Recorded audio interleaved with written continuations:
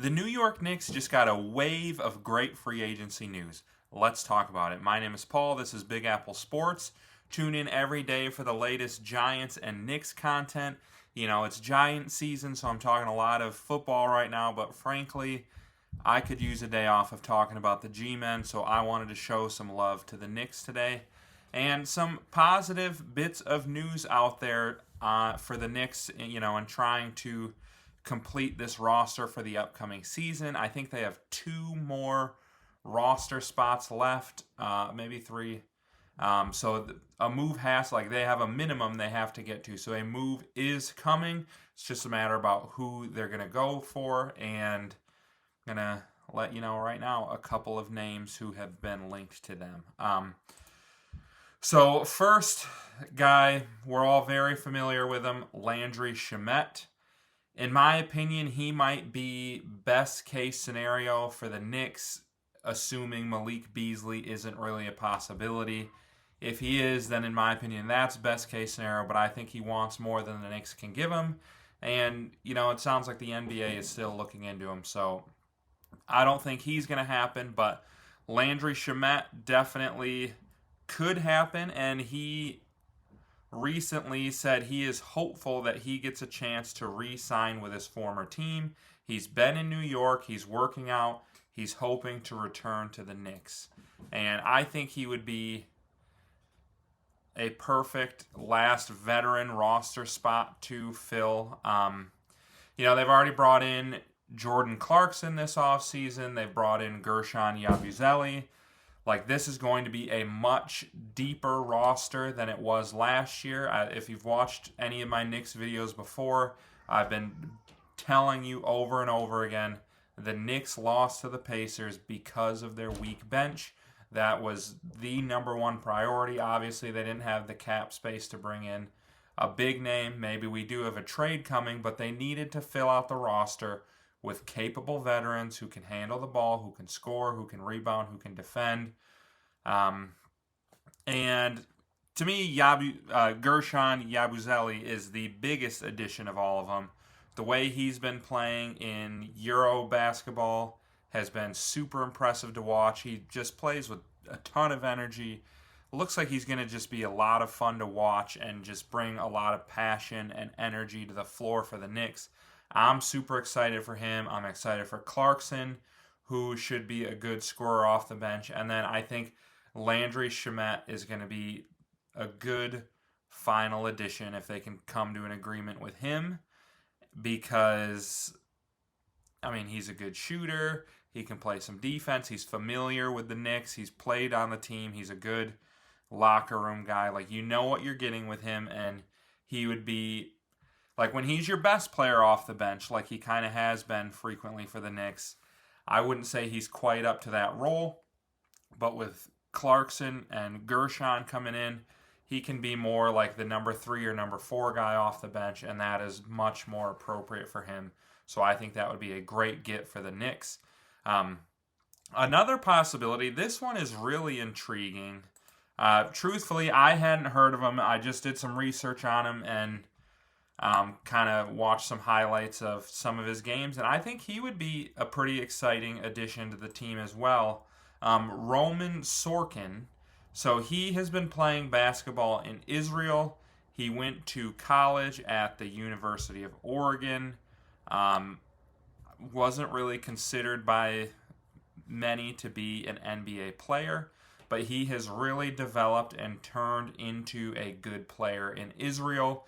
Generally, even that is not going to be enough to get NBA teams interested in you. But the way he's been performing in EuroBasket has really caught the NBA's attention.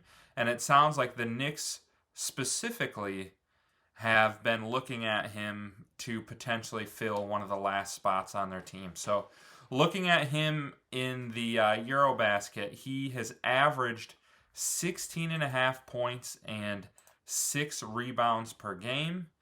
I don't know if I see it in here, but one of the games early on, he had a 31-point performance. He can shoot the 3. He's efficient. I think his Israeli team is actually the only team in EuroBasket who has beaten Gershon's France team. So, like, he's been playing. And so, I mean, these are, I know in America, like, we don't really pay much attention to EuroBasket, but, like, these are a big deal in Europe. These are highly televised games. The players in Europe are playing in these with a ton of passion, like it is like an NBA Finals type of game. And so he's out there in really high leverage situations and performing really well. 16 and a half points, 6 rebounds. He was one of the top big men in Europe's best league last season. He averaged like 13 points, 4 rebounds, gets some steals, gets some blocks. But then I think the big thing is he shot almost 58% from the field and then only 34% from deep. But for a big man, that's pretty impressive, as well as being an 85% free throw shooter. Now, what his role on the team would be, that kind of remains to be seen. Obviously, you got Cat, you got Mitchell Robinson, you brought in Gershon. Like, if the Knicks were to bring him in, I don't think he's a 20, 25 minute per game guy. But, I mean, I think if you can bring him in, give Cat a rest, put him in for 10 minutes, he can hit a shot, he can defend, he can rebound. It's just good to have an extra body who has played in high leverage situations that you can trust in the playoffs. Like we know the Knicks are going to be probably a top 2 seed in the East, maybe the 1 seed. Like, we know they're going to be playing in high leverage Eastern Conference games, probably in the Eastern Conference Finals. It's really just Knicks and Cavs this year with Tatum and Halliburton out. And there's a good chance they're playing in the NBA Finals, and you need as much depth as you can. And having guys who've played in big-time important games and produced would be, like, you can't have too many of those. So I would be really intrigued if they signed him. And then one more bit of free agency news. Ben Simmons rejected an offer from the Knicks, and it sounds like his agent dropped him for it. And to me, that's good news. I know there's been a couple people who've commented on my video saying they want Ben Simmons. And, like, I get it. Like, it's hard not to see him as a former number 1 pick. A lot of people thought he was going to be maybe not the next LeBron, but, like, some number 1 picks, there's not a lot of hype around. There was a lot of hype around Ben Simmons. And, like, somewhere in there is a really good basketball player. He's never going to be a shooter. But, like, he can defend, he can pass. Like, I get why people like him, but I wouldn't want the Knicks to touch him with a 10-foot pole. Like, he just seems to have a chronic case of the yips.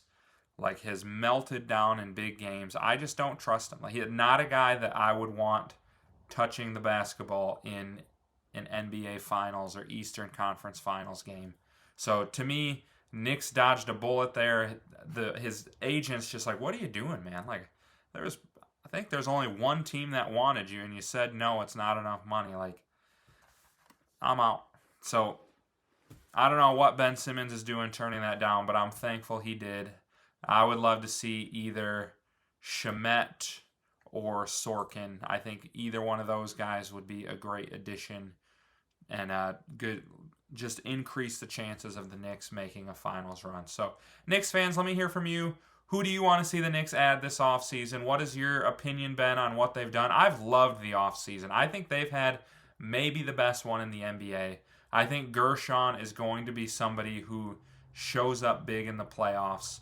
And I think Jordan Clarkson, another veteran who's played in big games, I'm excited to see him. And like I said, they're not done. There's going to be another move. And this team has gotten a lot better. So let me know your thoughts on it. And then just don't forget, like and subscribe on the way out.